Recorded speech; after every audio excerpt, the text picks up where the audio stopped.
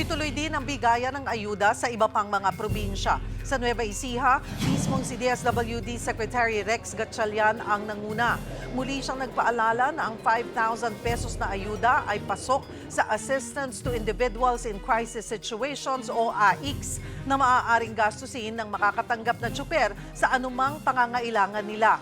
May buwelta rin siya sa ilang transport groups na nagsasabing na itsapwera ang maraming jeepney drivers sa distribusyon ng tulong sa Metro Manila.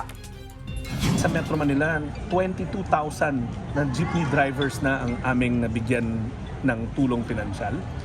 Yun yung mga listahan na galing sa LTFRB pero hindi kami tumigil doon. Ang sinabi nga namin, dahil may mga nawawala sa listahan, last week, bago nag-Holy Week, sinuyod ng LTFRB at ng DSWD lahat ng lokal na pamahalaan sa Metro Manila, inisa-isa yung mga Jeepney Operators and Drivers Association para mahanap pa yung mga drivers na nawawala. Sunod na tutungo si Gatchalian sa Pampanga ngayong hapon. Tuloy-tuloy na rin ang distribusyon doon.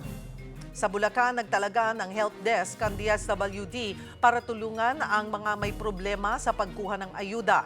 Sa Palawan naman, halos 5,000 tricycle drivers na ang natulungan. Mahigit 3,000 naman ang nakatanggap ng ayuda sa Oriental Mindoro. Gayon din sa Tagbilaran, Bohol, pati sa Capiz. Sa Taguig naman, ngayon pa lang nagsimula ang payout sa mga delivery rider.